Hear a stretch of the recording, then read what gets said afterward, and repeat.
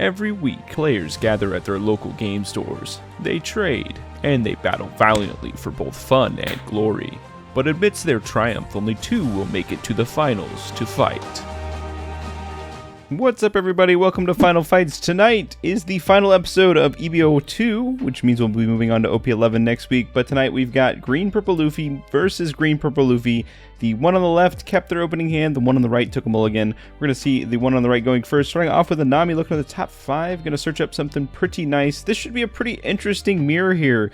Green Purple Luffy kind of has a nice advantage of being a 6k leader most of the game. But when your opponent is also a 6k leader, kind of makes all those it kind of makes the math a little bit harder, right? Now you're likely going to be seeing like 7s go into lead instead of 6s, which means those 2Ks kind of fit the rifle spot, but maybe not too many 1Ks countering out of things here, as we see the hunt for pudding begins for both players here. I honestly, in the mirror, I think Green Purple Luffy going second is probably ends up being better. You have a little bit better curve here as we see the first pudding go into hand here. Very fancy pudding, very fancy deck on the left side here. Got the Altart leader as well as some AAs. I don't know if the full deck is AA out or not, but we'll find out as we go on here, as we step back into turn 2 for the other Green Purple Luffy. This is the result of Nami. Luckily here on the 3-down turn, not too much to potentially do. Could just be some searching and then swinging into lead here. We're going to see a stage come down, cycling out a card, and then likely could be another searcher. So double Nami on the early game is pretty good for the player on the right, just enabling you to find all your pieces. You can see a Sanji pudding coming off the top there, off that Nami search, and we're going to see a third search here. So we got a 1-card cycle, a search, and then a second search. Going to pick up a 2k here. And just going to swing a 5k into lead. We're going to see a take of the first one here. First one's always free, especially when you're playing Green Purple Luffy. This deck has so many defensive options.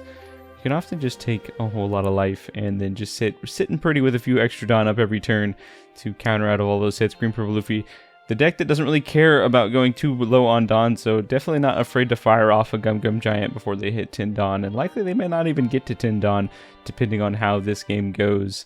Or depending on how many Sanji and puddings they see as well. We're going to see the, that's the 2k Sanji from the film Sanji, and we're going to see a 5k swing get taken on the other side here again. For the most part in this matchup, and in most matchups, Luffy's just going to take life pretty willingly. But we'll see as the game goes on if these players start to play a little defensively here, or else they're going to be in an interesting spot. 5 Dawn, we're going to see likely the Sanji pudding come down. No trigger off the draw because you have more Dawn than your opponent. But we're going to see an activation of leader effect. Going to untap 2, going to get a Dawn back. And yeah, that Dawn should be tapped. There we go. 3 Dawn left.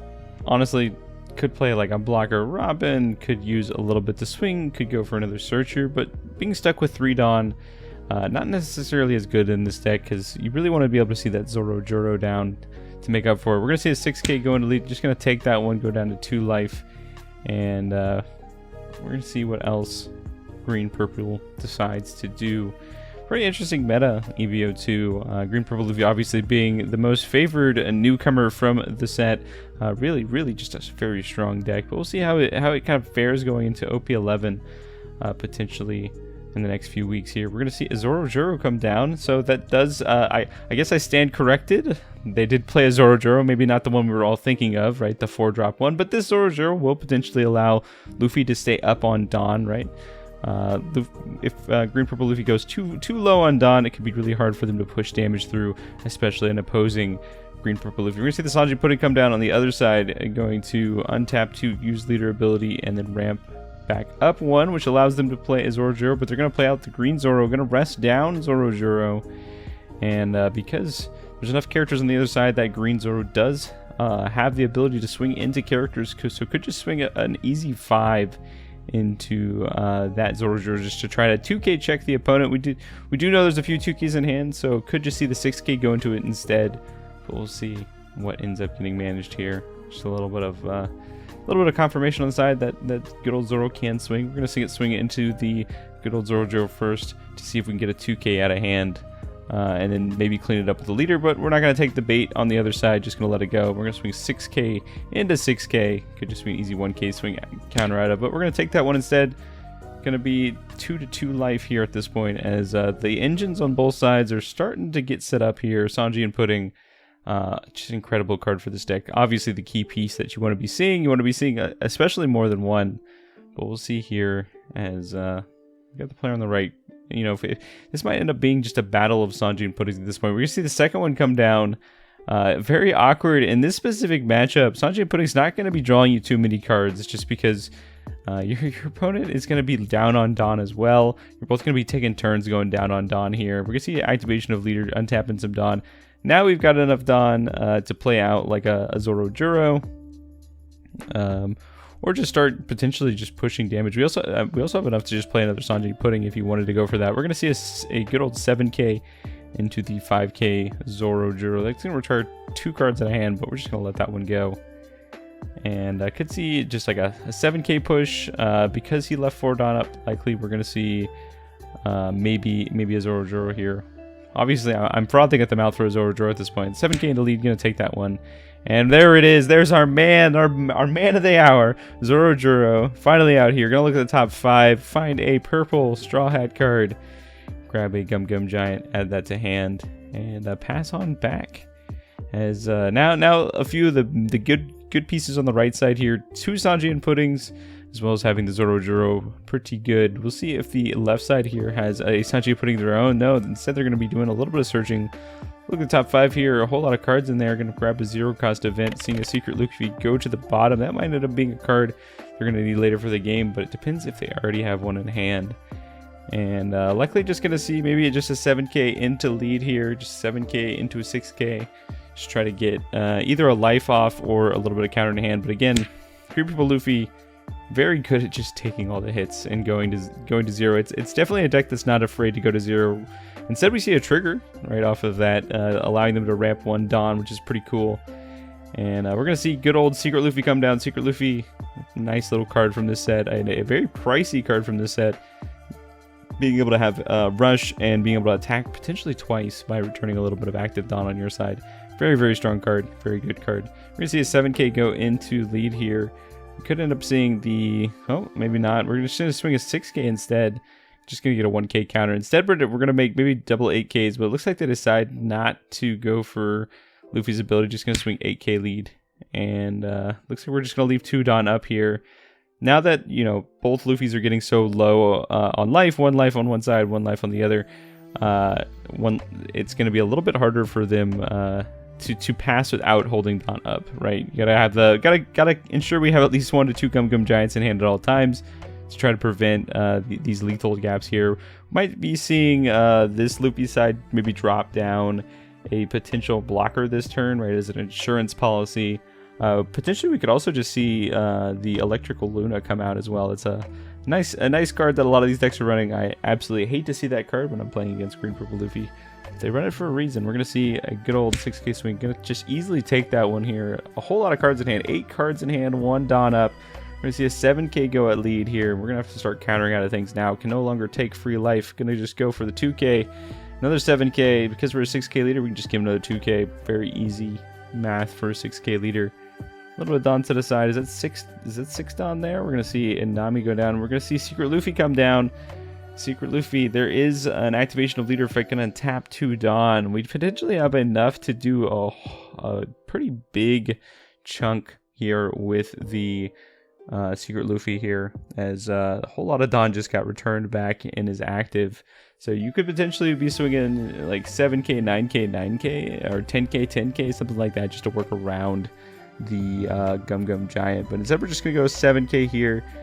And it looks like we got enough Dawn to go 11k, 11k twice here, just to try to pressure. We could also just like turn your attention towards the board at this point, try to take care of board with the Luffy swing if you do want to go for that. But I guess we're just gonna go for. I think we're gonna think here if they want to go for the effect. Now, if you have no life, it doesn't really matter.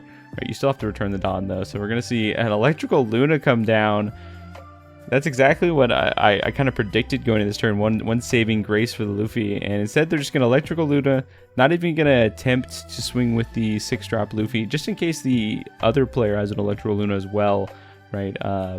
So just kind of setting themselves up a little bit of insurance plan. And player on our left, in a bit of a pickle right now, as most of their big attackers are frozen for this turn. We're going to see a big hard cast Sanji come down. Or maybe, no, I think he paid cheap price for Sanji. Yep, we're going to see double Sanjis come down for 3, which is pretty nice. And then an activation of lead, going to get 1 back.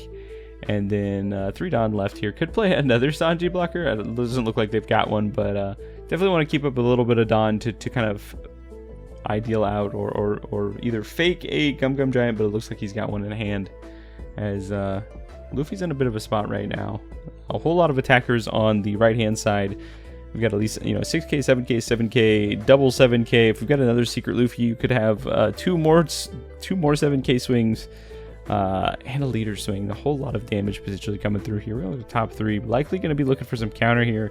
Finds a 1k counter off of the search event, and trying to sculpt the hand a little bit for this next turn. We're going to see 6k, likely going into lead here. Just going to 2k out of that. And yeah, I think this is the point where the left player just kind of sits on defense mode right now. Gonna use 2 Dawn up, maybe hope to hit a Gum Giant off of the first Gum Giant to try to stay alive on this next turn. But this is a very tight spot to be in right now for the player on the left. Player on the right is definitely in control at this point. A whole lot of cards in hand, a whole lot of Dawn up, right? So can't even really swing big swings at this point. Gotta use that Dawn and go super defensive. And we're gonna see a pass back. I don't know if maybe the player on the left was thinking about doing something else, but maybe instead pondering their terrible position right now, because things are not looking good, right? If we see like a big amount of swings, and then like if it doesn't come to fruition, we see another electrical Luna come down, that's going to be brutal for the Luffy player on the left. But electrical Luna definitely locked down, definitely made this game a lot harder for the other player. We're going to see a 8k swing go in, which is going to require 2k, 1k to get out of. Going to force Luffy to start using cards from hand. We see a 0 cost event. Then we're going to just go for another 8k. 8ks are solid, right? It's going to require 2 cards every single time, or if they're going to just fire off the giant at some point. Not too many cards in the Luffy on the left's hand at this point. I think only 4 cards. So just going to see the giant come out. Giant's going to pitch a 1k, and I count out of that, draw 2. And make sure he minuses some Dawn as well. I don't think he did. But maybe this is a sign that we're out the door here, as he didn't draw a giant off of that first one here. But gonna just 2k, 1k out of the other 8k hit. We're going to see an activation of leader minusing 2, which is just going to basically set up 2 more Dawn and give the leader plus 6k. And yeah, I think this is looking kind of rough. Only 2 cards in hand, right? The only saving grace for the Luffy on the defensive right now would have been another Gum Giant off the top, but maybe they're discussing something, asking a question. But yeah, just where'd the Dawn go? Yep, there it is. Yep, got minused, got brought back off Sanji and Pudding. I think we're just gonna see maybe another 8k go here. So there's only 2 cards in hand. So I think you're going to have to force these blockers up eventually. And it may honestly leave enough Dawn open for an electrical Luna if they've got it. We'll see what ends up happening here. Fingering 2 Dawn, which means maybe... So actually we just swing a 6k here. Because the opponent is so little on resources, you just want to make them use hand size anyways. With 1 card left, cannot Gum Giant at this point. We're going to see a swing. We're going to see -2, which means it stands back up. And then we're going to see a second swing, which is going to get the block there. Do we have the other secret Luffy to go for game here? No, instead, is that 6 Dawn on Nami? Yeah, that's 6 Dawn on Nami. To take it up to an 8k swing, to make it an 8k swing to finish the game here. And good old Nami Searcher goes for lethal here. Incredibly strong game from the player on the right.